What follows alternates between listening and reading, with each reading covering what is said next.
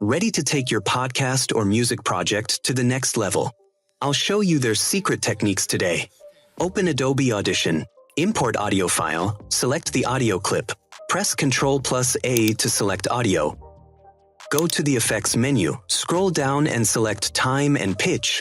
Click on Pitch Shifter, adjust the Semitones slider.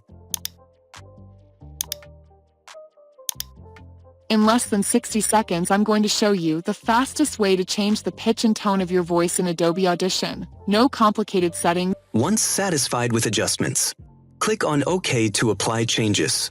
Go to the Effects menu, scroll down, select Filter and EQ. Click on Parametric Equalizer. Select from the presets Vocal Enhancer. No complicated settings, no confusing jargon, just one effect that will... Click on OK to apply changes. Thanks for watching.